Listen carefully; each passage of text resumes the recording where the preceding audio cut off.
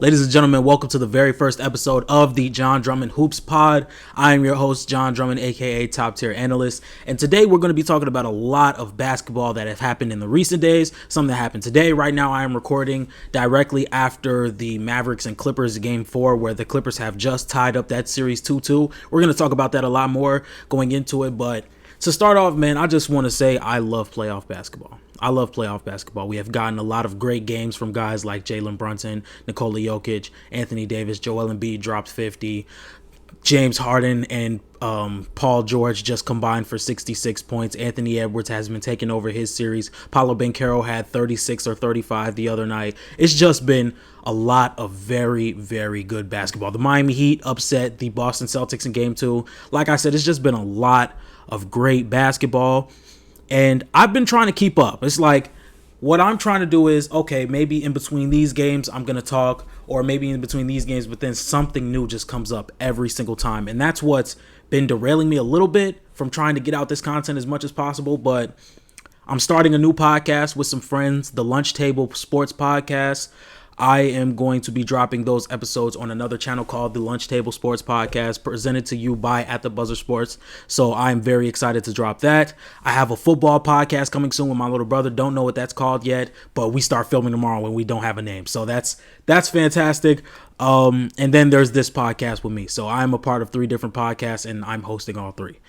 So very excited to be getting content to you guys. I'm going to try and get back on 2K and Madden. I know there's some videos on 2K and Madden that's done decent in views. Right now, we're only sitting at like 100 subscribers. So that's going to be something I want to work on a little bit more. But anyway, let's jump right in. So the New York Knicks beats the Philadelphia 76ers. I can't remember the actual score because I watched that game and then I watched Dallas versus the Clippers. And one thing I wanted to focus on is Jalen Brunson had an amazing game. He had about 48 points, shot well from the field, and he just hit big shot after big shot, whether it be turnaround jumpers on Tobias Harris, whether it be fadeaway shots on Joel Embiid with the shot clock running down, or whether it be getting Tyrese Maxey, the smaller defender, in the post, or whether it just be taking a simple screen and roll and hitting a 3-point shot.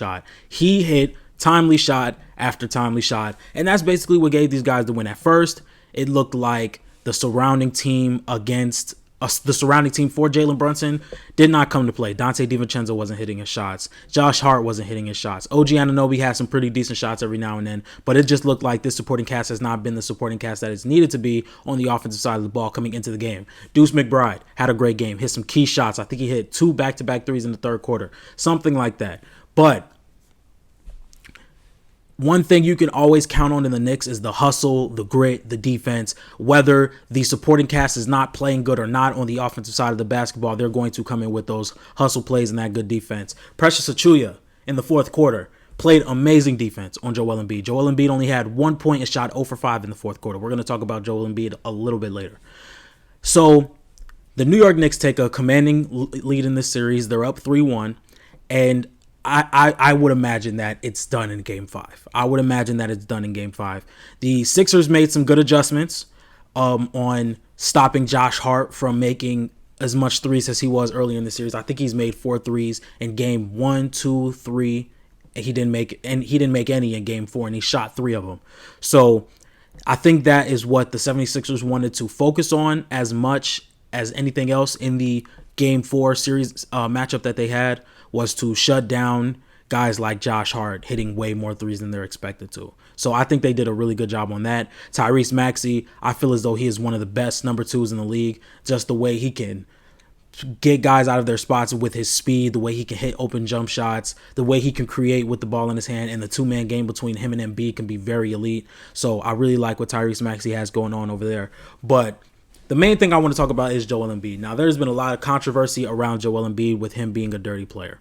And I've watched the past 2 games, and I completely understand where people are coming from when saying that Joel Embiid can't be a dirty player, because I've seen it, grabbing Mitchell Robinson's foot when he is coming down, or stepping on Jalen Brunson, stepping on Josh Hart, kicking people in the private areas.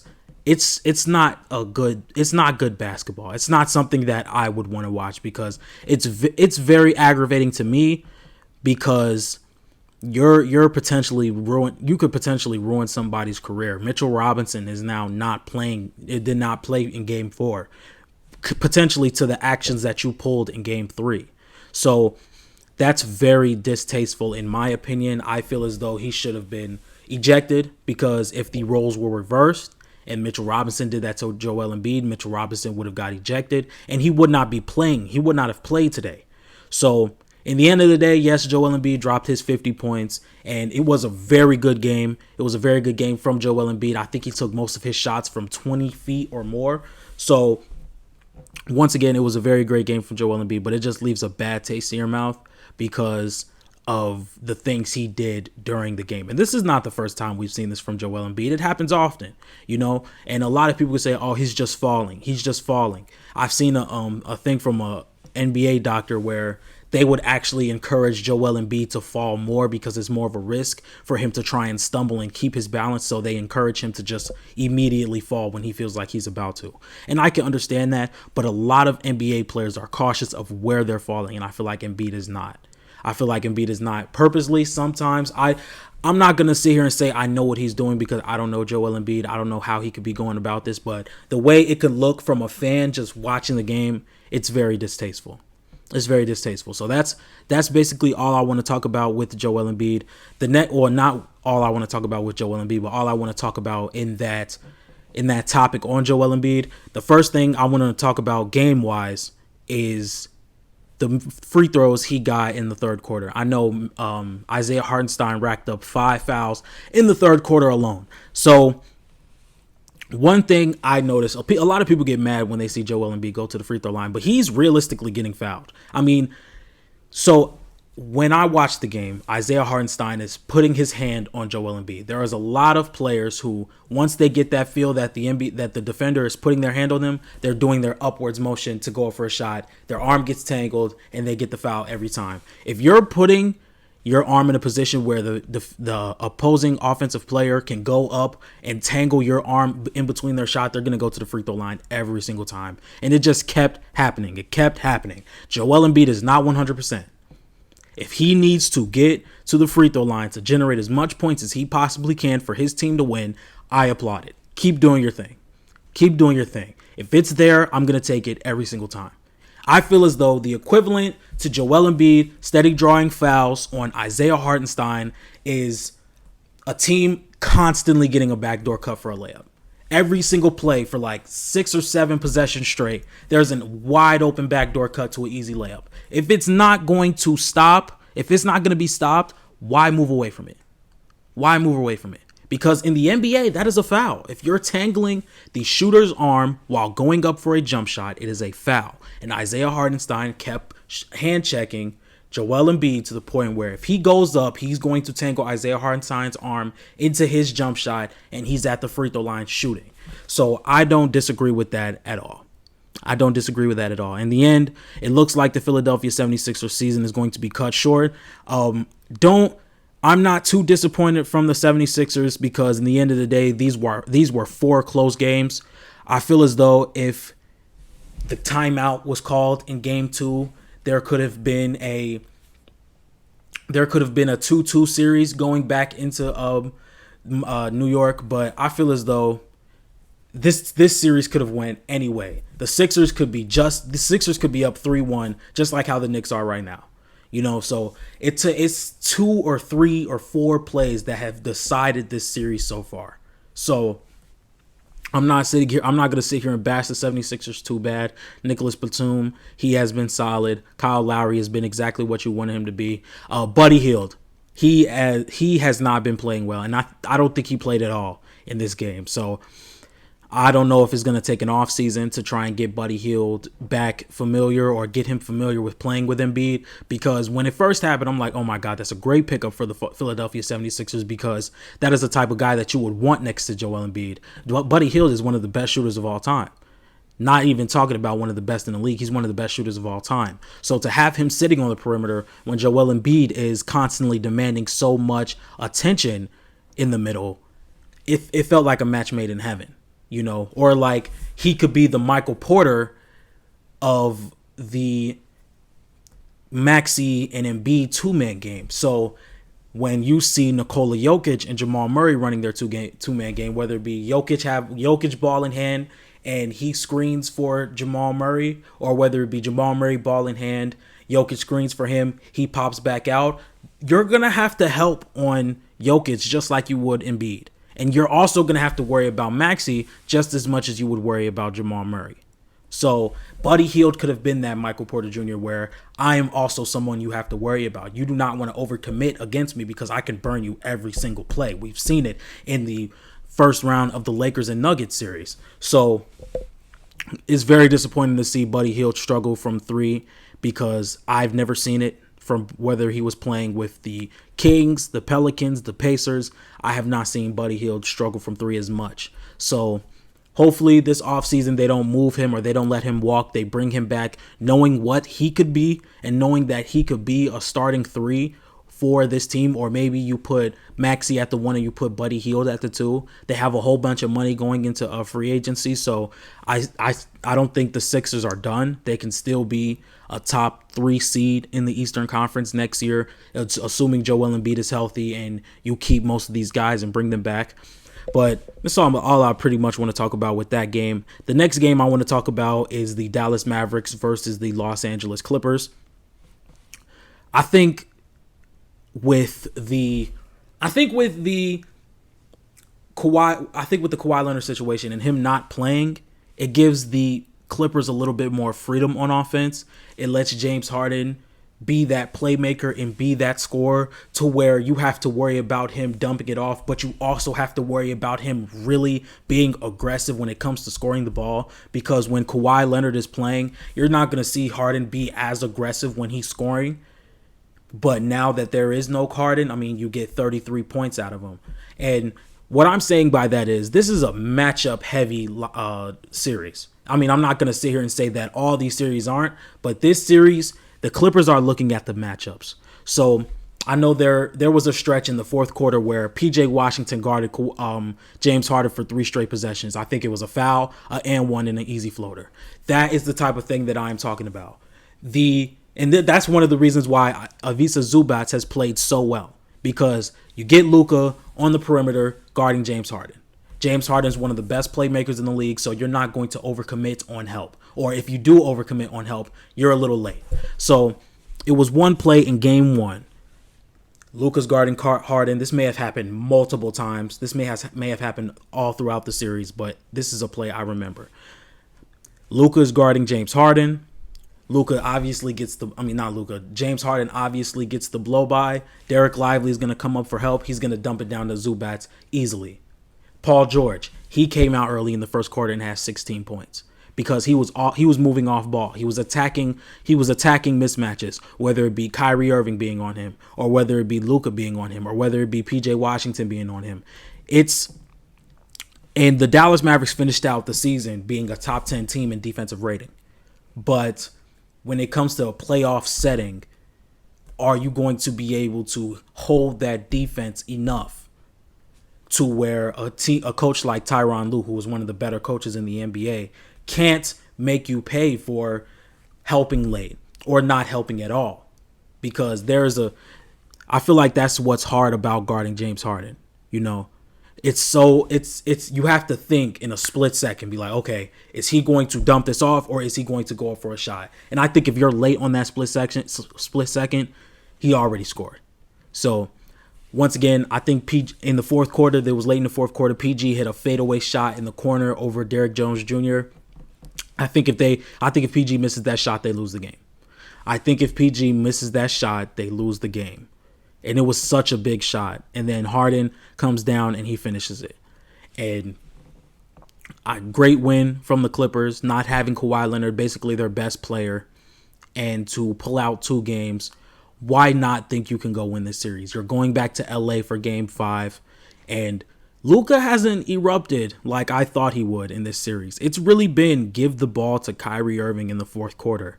And we all know Kyrie Irving is that type of player. So I'm not going to sit here and be like, oh, Kyrie should not have the ball.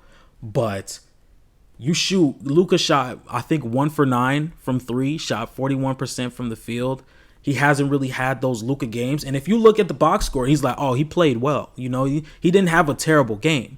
But we know what playoff Luka is. We know the playoff player that Luka Doncic can be. So to see him struggle a little bit, I know Terrence Mann has played some pretty good defense on Luka Doncic in certain possessions. I'm not going to sit here and say he locked him down or anything, but he has played some good defense in certain possessions to where it could really help out the Clippers when it comes to stopping a run or having a drought on offense and going to go get a key bucket that they needed. So hats off to what the Clippers have been able to do. To say that they played 4 games and they won 2 out of the 4 without Kawhi Leonard, hats off. I round of applause for the Clippers, man. Round of applause.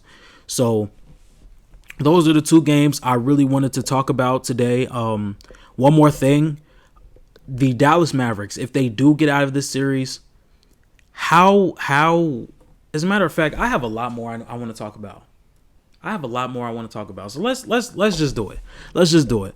So some of these things have been on my mind recently, especially watching this Dallas Mavericks versus Clippers game. If the Dallas Mavericks do come out of this series, how do you think these slow starts are going to hold up against a team like the Thunder?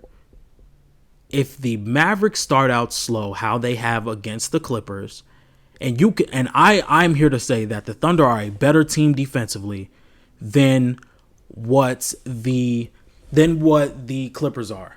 I think Chet Holmgren is way better at protecting the rim than Zubats. I think Lou Dort is going to have the Luka Doncic assignment. I think Cason Wallace can come off the bench and play solid defense. I think SGA is a solid defender. So it's going to be just as hard, or it's going to be harder to really pull yourself out of these slow starts against a better defensive team. And especially another team that's great on offense. We have Jalen Williams, who's a great player. Chet Holmgren, great offensive player. SGA, great offensive player. And if Josh Giddey is hitting his shots, what are you really going to do against this Thunder team?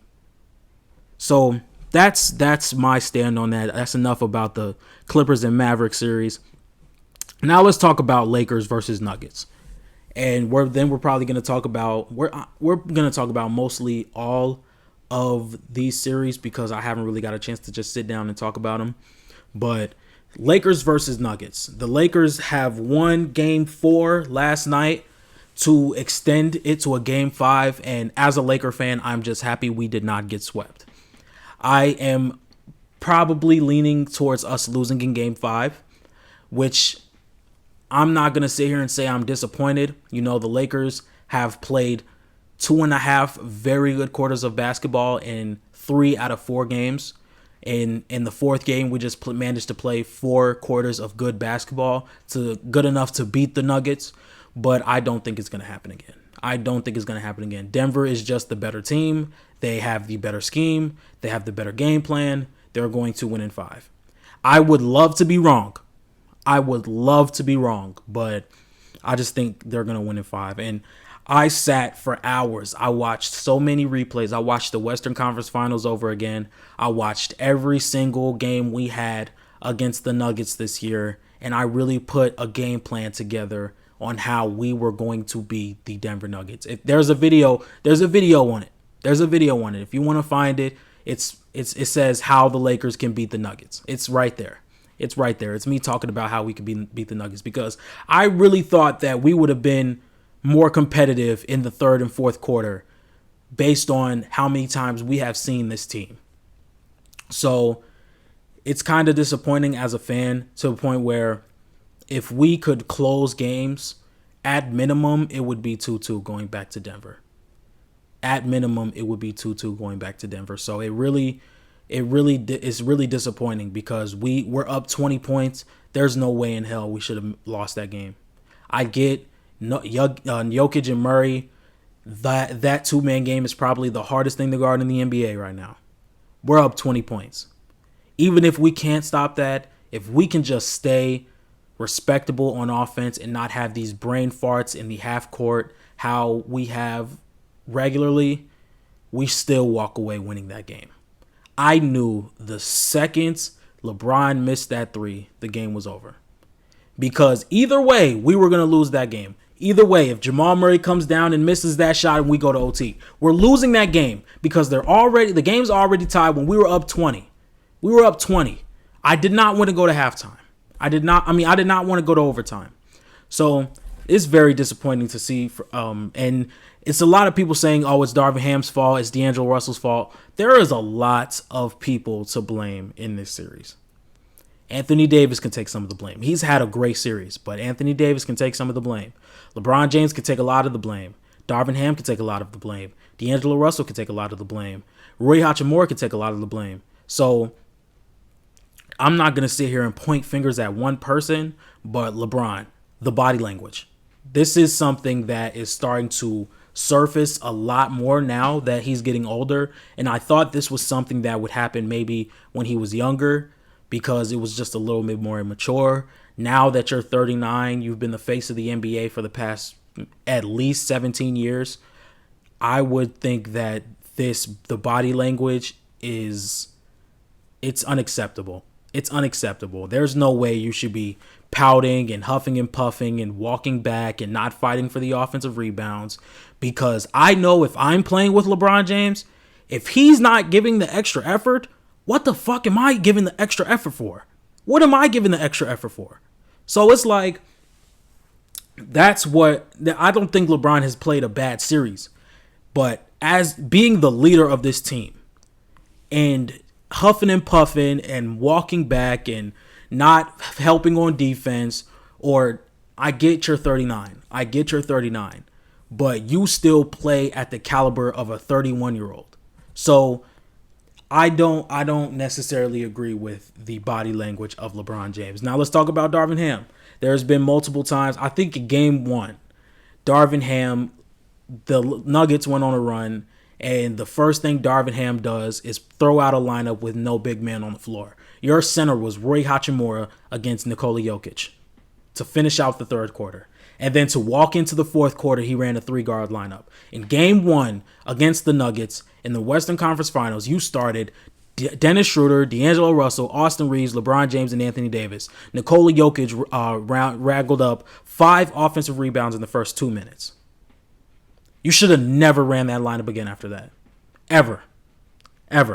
D'Angelo Russell, you kind of made up for it a little bit in game 4. You were shooting well, but once again, body language, not making shots. You can't blame nobody but yourself for missing shots.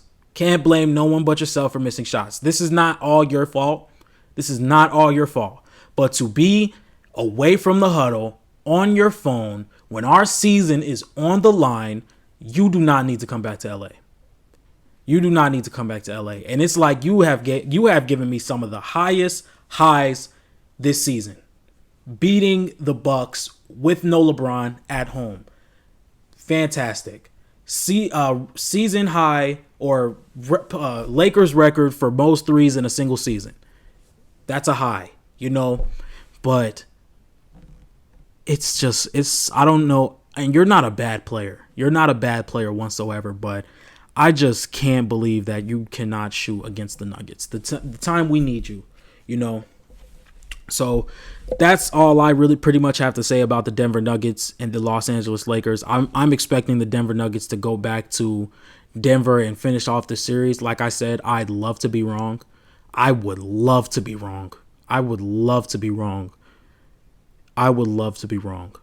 But I think it's over. I think we lose in game 5, and the Lakers have some serious decisions to make this offseason. And just to clarify this, I am a Laker fan. I am not a LeBron fan. 50% or 65% of our fan base is going to leave the second LeBron either decides to go to a new team or retire. I'm still going to be a Laker fan.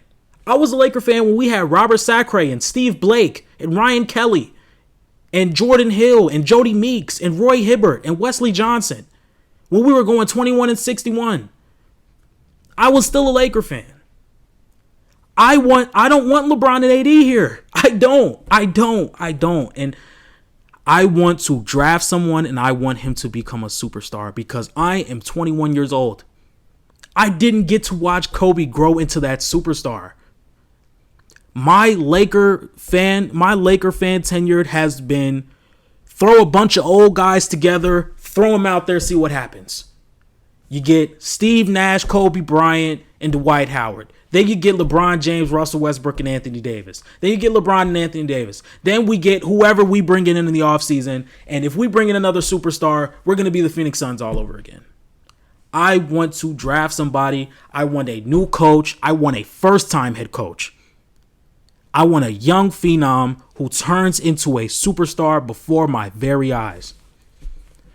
And I think I speak for a lot of real Laker fans, not LeBron fans. Anyway, next series we're going to talk about is the Phoenix Suns and the Minnesota Timberwolves. Now, I am one of the people that have picked these Phoenix Suns in 6 games because the Minnesota Timberwolves offense scared me. And they got their asses tapped in the last game of the season. And Karl Anthony Towns did not play well. So, I'm a man. I will admit when I was wrong. You know, I'm happy to be wrong because I do not like the Phoenix Suns. I do not like the Phoenix Suns as a team. I'm not saying Devin Booker's a bad player, Kevin Durant's a bad player, Bradley Beal's a bad player, or Frank Vogel's a bad coach. Shit, if Frank Vogel wants to come back to LA, come on. But I don't like the way this team was constructed. I hated the Bradley Beal trade. Because against the Nuggets or even against the Clippers, the biggest flaw that everybody around the league could see was the depth. You could have traded DeAndre Ayton and Chris Paul and really got some depth. Instead, you go and bring in Bradley Beal. Now you are paying 3 guys $150 million. That is more. Those 3 are making more than some teams' whole salary.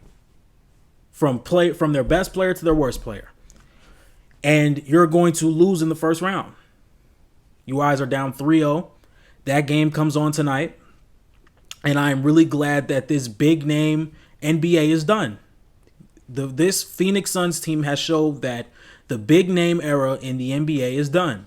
You can't just get 3 great players who can score the ball very well and just expect that to work. You have to have continuity. You have to have guys fit their roles. Devin Booker and Bradley Beal, those are overlapping roles. You tried to convert one of them to point guard, and they don't play point guard. They cannot play point guard. Devin Booker has gotten a lot better in gathering assists and playmaking, but he is not a true point guard. I was watching Pick a Side, and Joel Moran said somebody like TJ McConnell would do very good for the Phoenix Suns because he can play make. He is a true point guard. I couldn't agree more. Shit, you could have signed Kyle Lowry. You could have signed Killian Hayes. And that could be a point guard to strictly be worried about giving KD, Bradley Beal, and Kevin Durant their shots. We don't need a point guard that's going to come out here and shoot 8 and have 18 points per game and have 50% from the field and shoot about 40% from 3. The Suns don't need that. The Suns need a guy who's going to have maybe 7 points per game and give you 8-9 assists a night and play some solid defense. That's all. Killian Hayes can do that. People say Killian Hayes is one of the worst players in the league. Killian Hayes can do that. He can go to the Suns, be the starting point guard, play defense on maybe the 3rd best scorer on the team. He could have did that. Anyway, I'm not going to spend too much time talking about the Phoenix Suns. I would not be surprised if Kevin Durant is gone this offseason. We know how Kevin Durant is. He does not care about anybody's opinion. If he does not want to be there, he's going to leave. So that's not something that is going to surprise me. So if I'm Phoenix, I'm blowing it up. I don't think anybody's going to trade for Bradley Beal. There's not a team in the organization that's going to trade for Bradley Beal. Not a single one. I think he played just a little bit over half of the games this year, and you're paying him $50 million. There's not a team that's trading for Bradley Beal. Just like there's not a team that's trading for Jordan Poole. Jordan Poole has not shown his worth this season.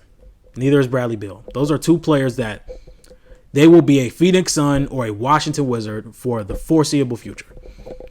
So that's all I pretty much have to say about the Phoenix Suns.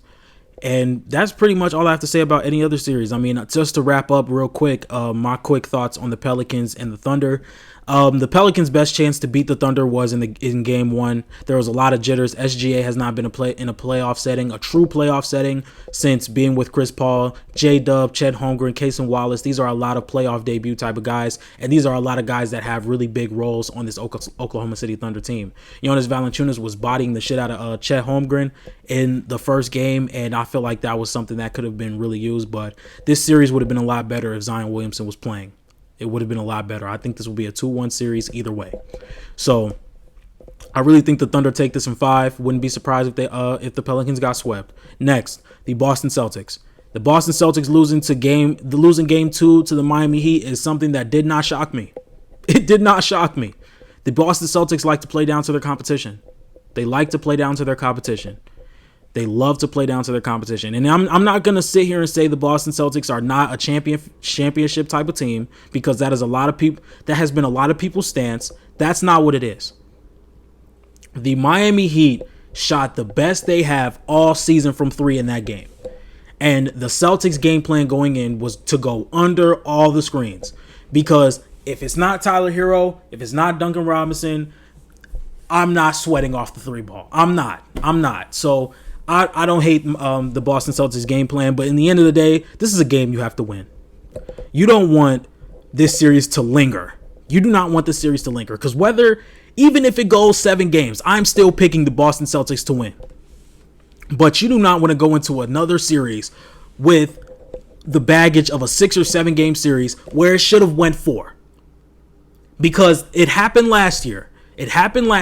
They went into the second round with the baggage of a 6-game series. The Philadelphia 76ers swept the Brooklyn Nets. They had the baggage of a 6-game series with the Atlanta Hawks. They lose game 1, and the series stretches all the way to 7 games. That series should have went 6 games at most. And then they're in a tough matchup with Miami, and Boston was the better team.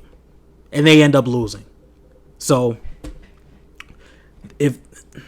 if they haven't learned their lesson, it's going to be another disappointing season for Boston. But I'm not going to sit here and say that they're not a championship caliber team, because we all know they are. Whether you feel about Boston or not, we all know they are.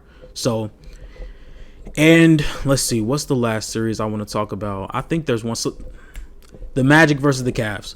I think there's this rumor that I heard on the Numbers on the Board podcast. Role players play a lot better at home. They play a lot better at home. Jalen Suggs has had some very good shooting nights. Franz Wagner, not saying he's a role player. He can end up being a all-star caliber type of player. He plays great at home. Paolo Banchero, one of the guys I've been paying most attention to during the playoffs, because this is a guy that's going into his playoff debut as a number 1 option for a young team. And I have liked the ups and downs. I like watching the ups and downs to these young players. Jalen Williams struggled a bit in game 1 against the Pelicans. He comes back, I think he had 25 and 9 in game 2. So I like watching the ups and downs of these young players to really see them develop, and these are guys who are on the cusp of making all-star teams. Jalen Williams is going to be an all-star pretty soon. And Paolo Banchero just got his first all-star nod this season. So I've been paying very good attention to that, and I've been saying since game 1, if the Magic can shoot league average from 3, they win the games. They are the better defense. So you got guys like Jonathan Isaac, Cole Anthony. They have a deep team. You just got to shoot better. If the Magic can score, they win this series.